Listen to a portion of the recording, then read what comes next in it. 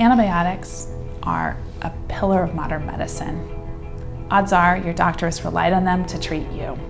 Back in 1940, when antibiotics were first used, 1 in 500 Americans died every year from infectious diseases like tuberculosis. Thanks in large part to these miracle drugs, deaths from these diseases quickly dropped in half. Now antibiotics are used to treat ear infections, strep throat, and pneumonia. And when infections set in after simple cuts or scrapes, or after major medical events like surgeries, antibiotics are essential. But doctors are warning that some antibiotics are becoming overused, and that's making them less effective.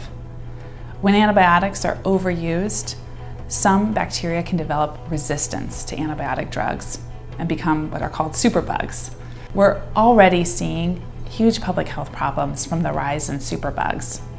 More than 2 million Americans get antibiotic-resistant infections every year, and 23,000 die as a result. And the problem is getting much, much worse. We're back now with what's being called a major threat worldwide, antibiotic resistance.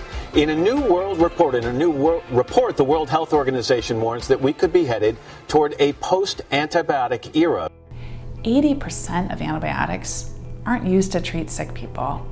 Instead, they're sold to factory farms. Farming operations routinely give antibiotics to healthy animals in their feed. This is done to promote faster growth and prevent future illnesses. And even the most medically important antibiotics, like penicillin, are given to animals. According to one study, when different countries introduced certain antibiotics on farms, a surge occurred in people contracting antibiotic-resistant intestinal infections 1 to 2 years later. One, Campylobacter, increased 20% in Denmark and 70% in Spain. The World Health Organization put out a report in May, which said that without urgent coordinated action, the world is heading towards a post-antibiotic era, in which common infections and minor injuries, which have been treatable for decades, can once again kill. That's why the World Health Organization, the American Academy of Pediatrics, and so many other health experts agree that to protect public health, we need the farm industry to stop giving antibiotics to healthy animals.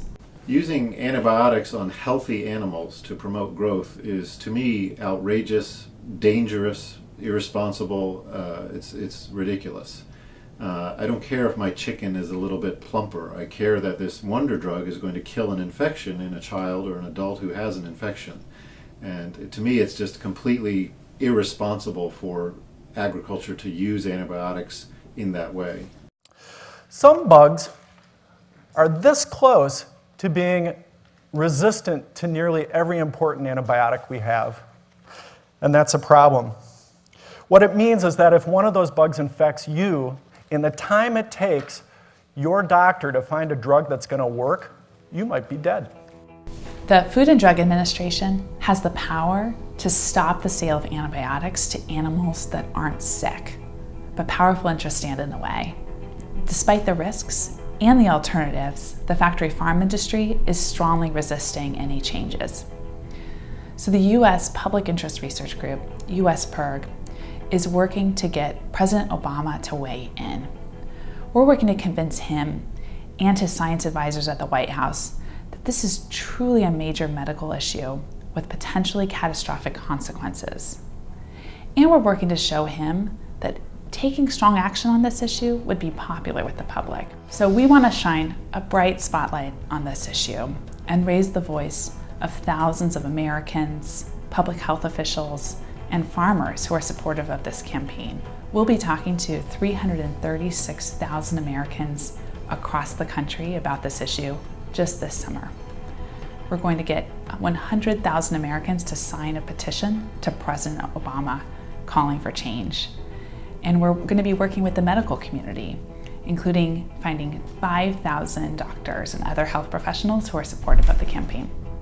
We'll need your help to protect the effectiveness of antibiotics so that they can continue saving millions of lives. To learn how you can take action, visit our website,